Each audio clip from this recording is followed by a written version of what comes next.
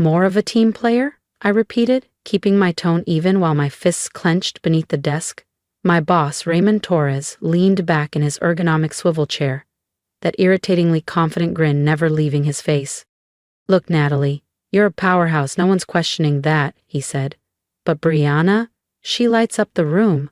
She knows how to make people feel comfortable. She's just easier to work with. Too focused on performance. That was the verdict, not my lack of results, not a missing skill set, just that I didn't make enough small talk in the break room. I'd been with Phoenix Analytics for 6 years. I was 29 when I joined, fresh out of grad school and eager to prove myself. Now, at 35, I'd become the backbone of our New York office, landing multi-million-dollar contracts, optimizing the firm's internal systems, and cutting costs by over 30%. And yet, here I was, bypassed for a promotion in favor of someone who showed up late and left early, but laughed loudly at every executive joke. I stared at Raymond for a moment, watching him pretend to sort through files, expecting me to nod and swallow the rejection. Instead, I reached into my satchel and pulled out a white envelope. I understand, I said, calmly placing it on the desk. Thank you for your honesty. He raised an eyebrow. What's this? My resignation, effective 2 weeks from today. His expression cracked. Natalie, hold on. Let's not rush this. It's not rushed, I interrupted, cool and composed. You are right. I am focused on results. That's why I'm leaving.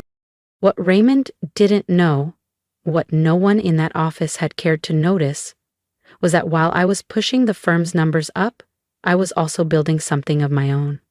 A consulting agency, fully funded, fully operational, and already profitable. I wasn't walking away in defeat. I was stepping into ownership. If you felt every word like it was your own story, don't forget to subscribe and follow along, because what Natalie does next will prove that walking away isn't giving up. It's leveling up. Something that would make Raymond's promotion decision look like the joke it truly was. As I walked out of his office, I felt every pair of eyes in the Manhattan office follow me. Word spread fast on the 18th floor of Phoenix Analytics, and I could already imagine Brianna mentally picking out throw pillows for my cubicle. Still, I held my head high, returning to my desk with calm precision. Because I knew something they didn't. Inside my resignation envelope was a second document.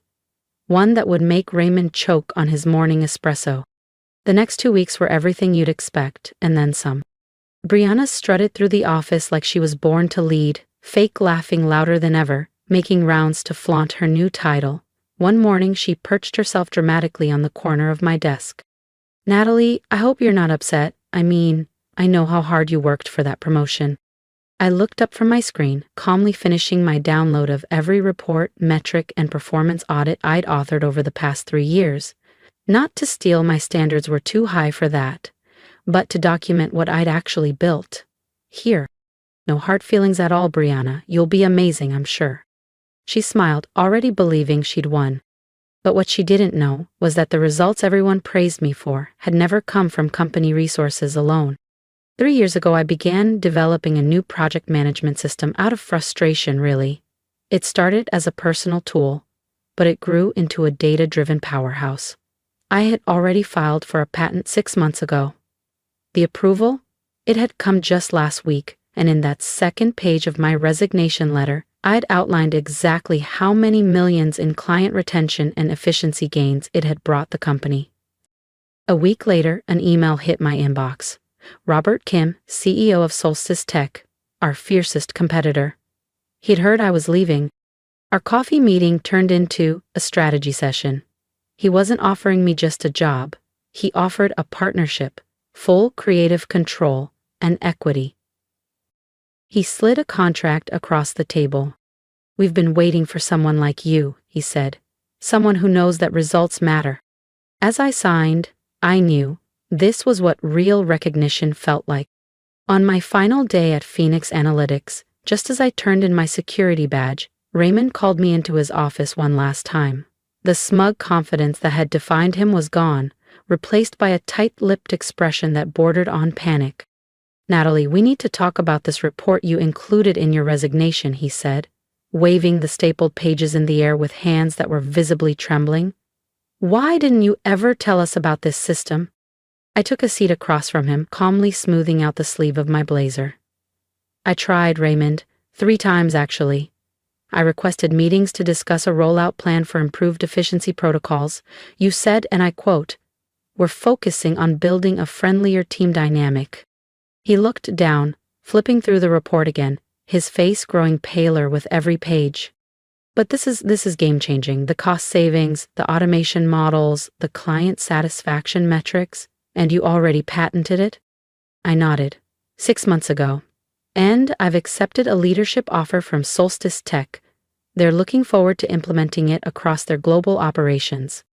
Raymond slumped into his chair, deflated. Solstice Tech? Natalie, no, you can't. That's our top competitor.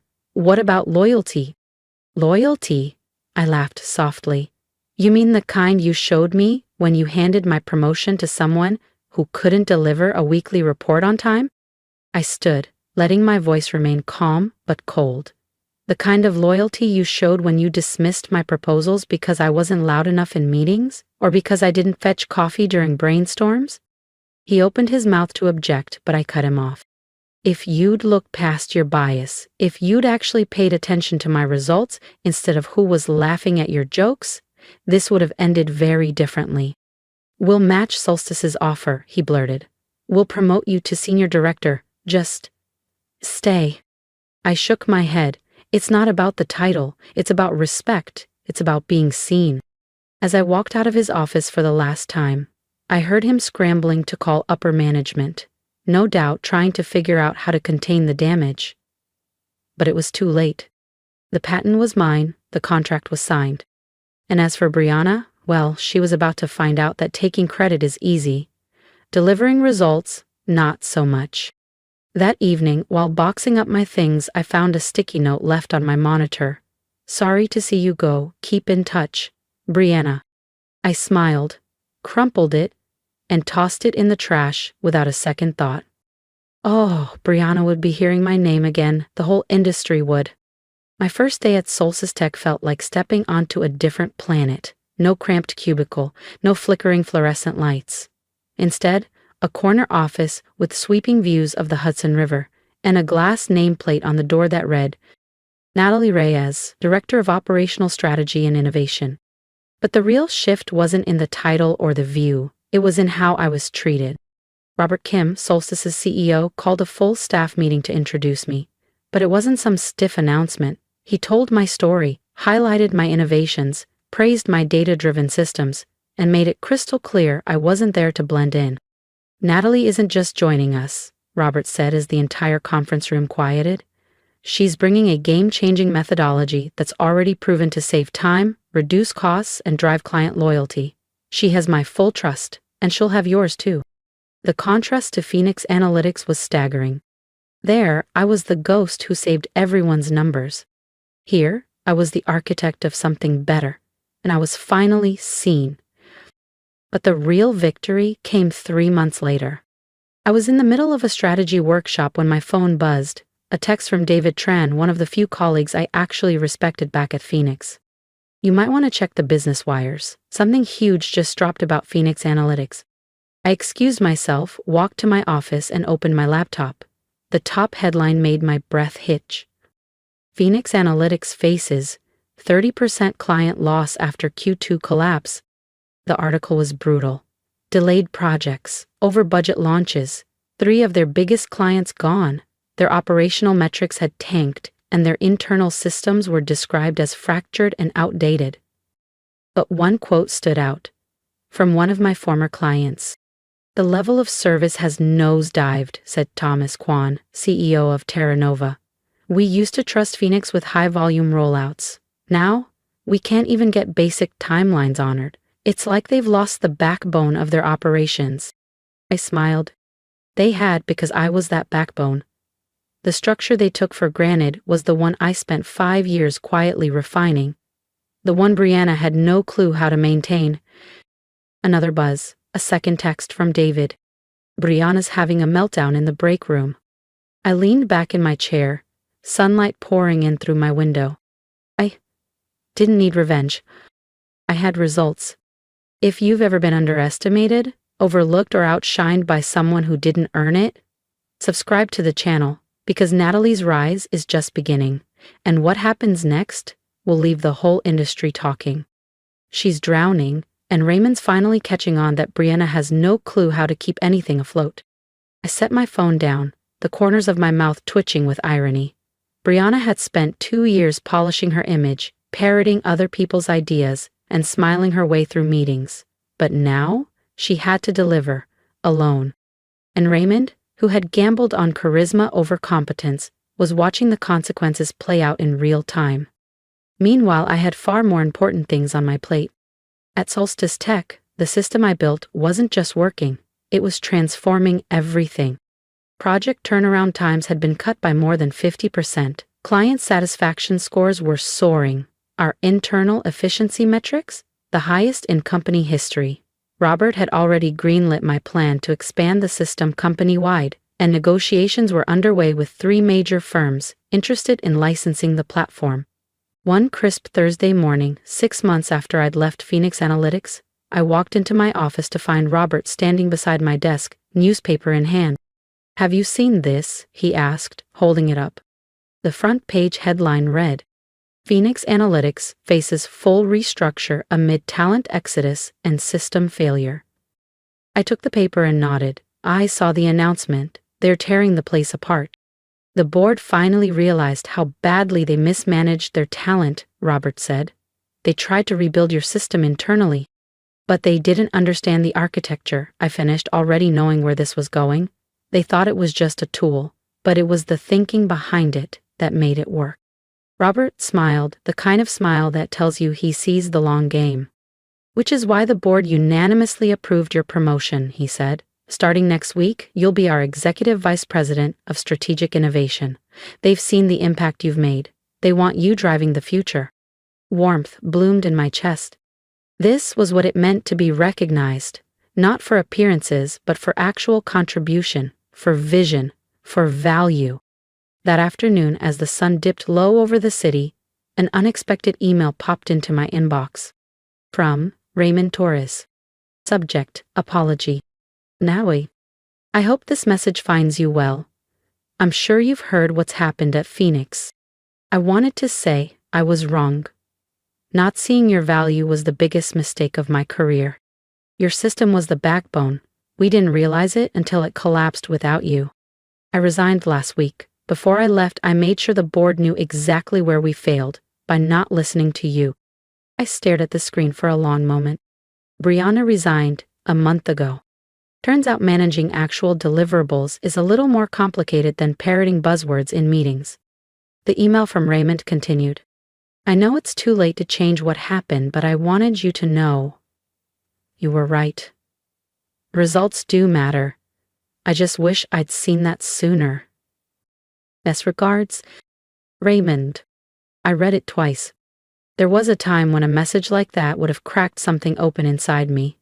A time when recognition, even late, would have been all I needed.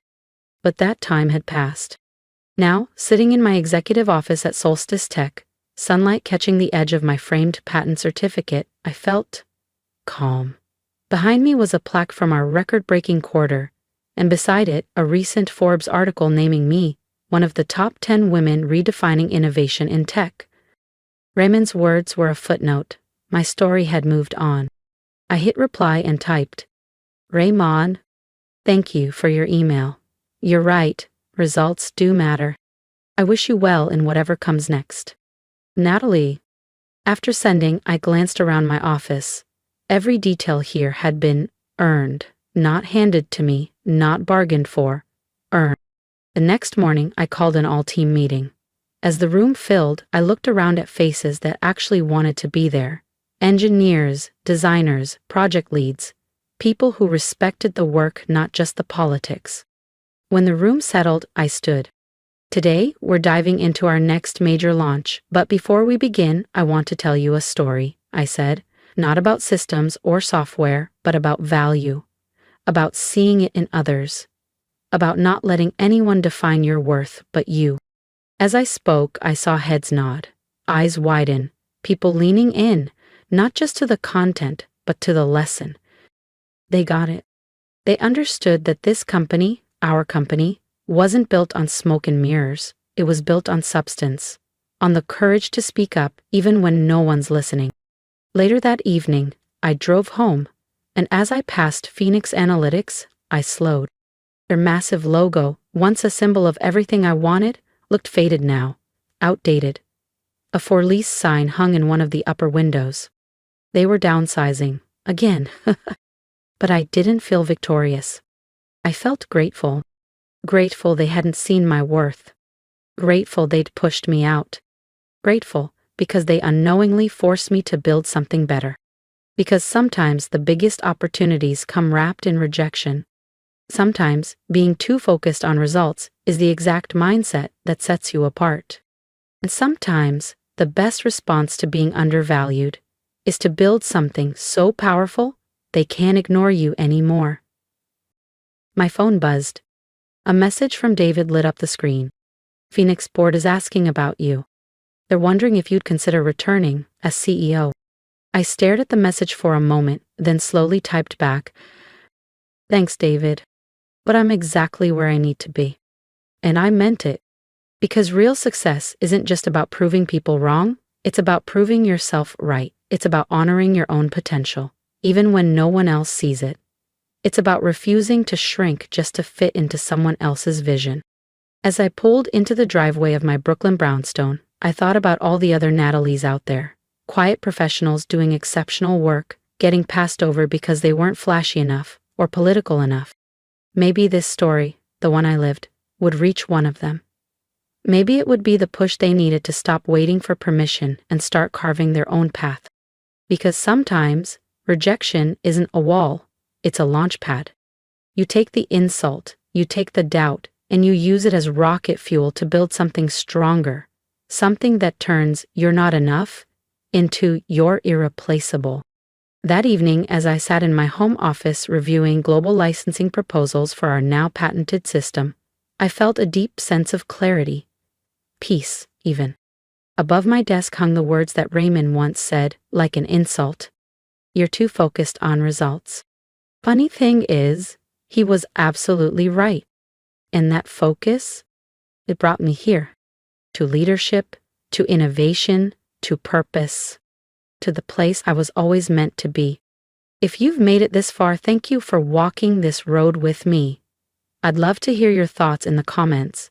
Tell me, have you ever been overlooked? Have you ever been told you were too serious, too ambitious, or too focused? Because I know what that feels like.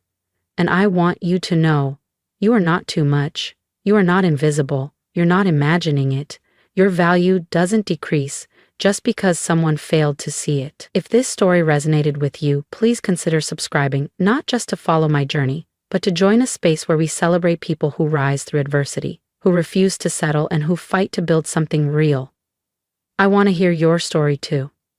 Leave a comment below and let's talk, because if my journey can be a mirror for yours, maybe together we can remind each other that rejection isn't the end of the story. It's the beginning of your own chapter, one where you write the rules, where you define the win. Keep building, keep believing, and never let anyone make you feel like results are a bad thing. They're just scared of your potential.